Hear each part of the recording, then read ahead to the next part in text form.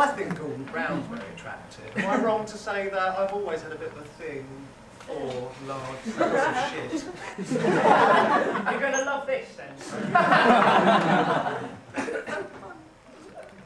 Scott? Yeah? I need a piece of paper and a pen for the points.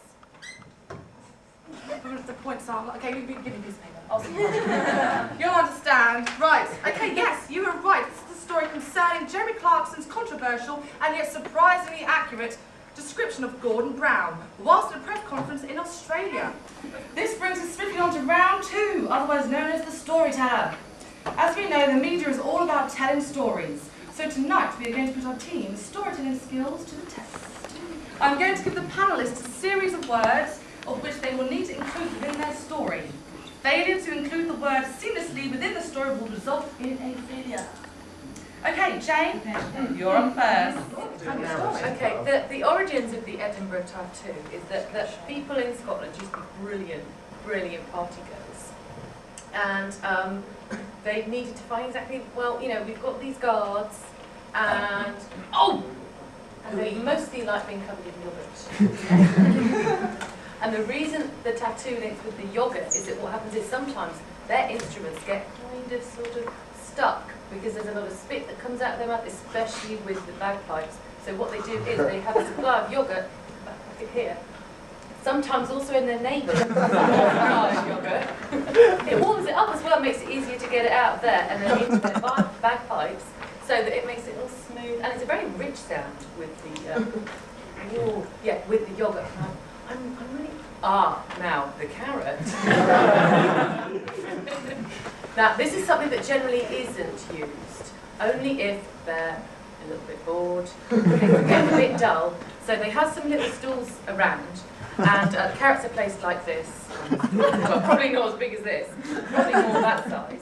And for those people who are really bored and they can't get them to cut on their instruments and put the yogurt, yogurt down there, is their force-fed macadamia nuts, so they can't hear the screaming while they're sat down on the carrot. The macadamia nuts also, for those who aren't doing that stuff, lovely topping for the yogurt, which hasn't yet been used. So, as far as that goes, that's the Edinburgh tattoo. It's slightly different now, what with health and safety and things like that. And gee whiz, they're missing out now.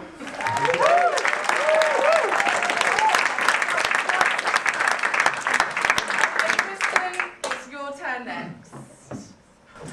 I'd like to tell you all about the poodle that I used to have when I was a child. He was fantastic. He was grey. I originally inherited him from my neighbours, who were originally from a hairy man style environment.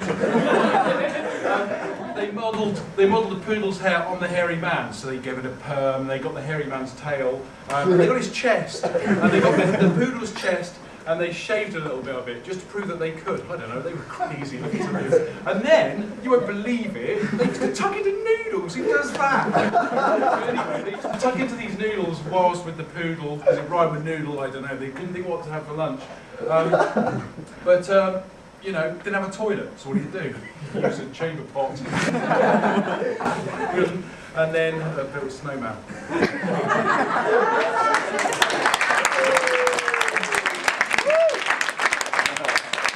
Okay, Simon. Oh, I can't talk. You're up.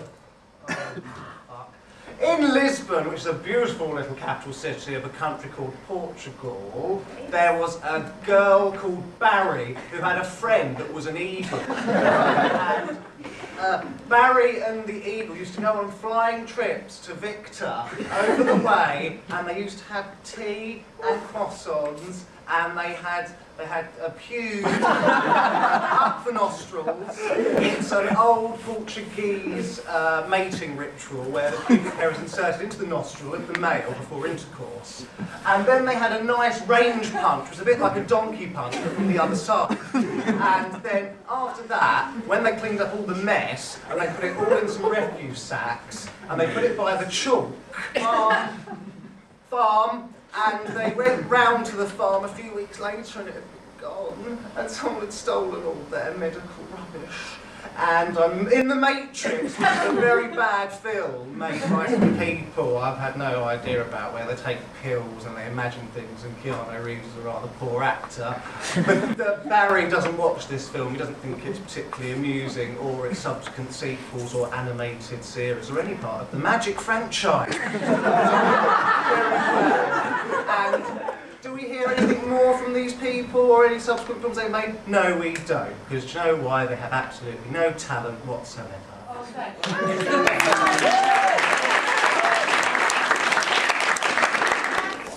And I believe Fred, it's your turn. Okay. Fred Mondo. So yeah, I went to London the other week and met the Queen. She's very nice. I didn't do the whole Ali G falling over and whipping her cakes down because tempting as it was, you know. I took digital cameras to try and take a picture, but I didn't get the cakes down in time to get the picture. So there was just me with one of the soldiers with the big bear skin hat things as well. There wasn't any sunshine because it was snowing for the 1 week in the last decade that we've actually had any snow. The whole country came to a standstill. So the lack of sunshine actually led to me having to finger my way to the lock of my car so I could open it. You see what I did there? I refused the sexual innuendo. Yeah, I had to finger through the snow to get my car door open as I left London, having visited the Queen. And had a nice little pork pie as I drove home down the M3, stopped at Fleet Services, pulled in, had a little pork pie and you know, a little bit of a drink while I was there. And met Tom Cruise because there was a Scientology convention happening in Winchester. So met up with him and Katie Holmes and their friends. That sounds great! Give a round of applause! His name's Phil. Phil's a delightful zipper. He'd always get confused in the wash because if you use the washing machines at Cranbourne, the zippers always go down, which is really annoying. And he kept going down, and then he decided to break away from the jacket and become a fence salesman because that's what he's always wanted to do. Because despite being a zipper, he's really good at building fences, not just for a zipper, but for humans in general. But one day he put all his fences together to make a raft and went to sea, and he decided to any country he could. He thought he'd go anywhere. He'd never heard of anything apart from England, so he decided to go to Portugal, where he met someone he could screw. Mandy was lovely. She was a normal human being, but she didn't mind Phil's disability that he was a zipper. She thought that was okay, even though he had a toupee. And so they get on, and he sized mad, but the toupee kept falling off. It was a nightmare, and eventually Mandy had to give in, and she said to Phil, "No, I've had enough of this. I wish I was..."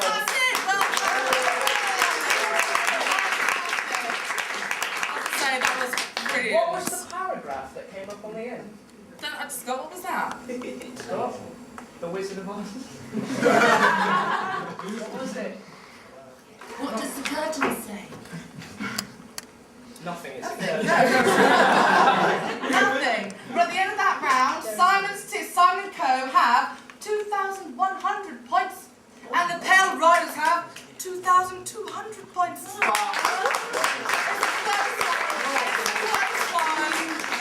Okay, well done, guys. This is a game of role plays, where two panelists from each team will act out a scene from a film, and their remaining team member will need to identify the film in which the scene is from. Note, no talking aloud, otherwise the points will go to the other team. Each team choose two people to act the scene. So, if you choose your actors, please. Arron, your team is first. Go for it. Oh, I knew one of a number of Star Wars films. Well done. Yep, you've got it. What they are. I've got it here.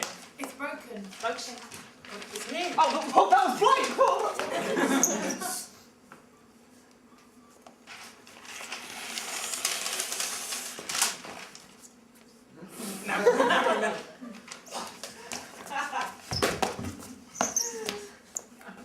Normal again. When Harry met Sally? No. Yes. Remember that scene?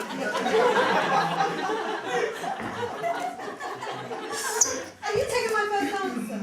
Right, okay. Do we just do the third one? Okay, that's your answer. So, yeah, do the last one.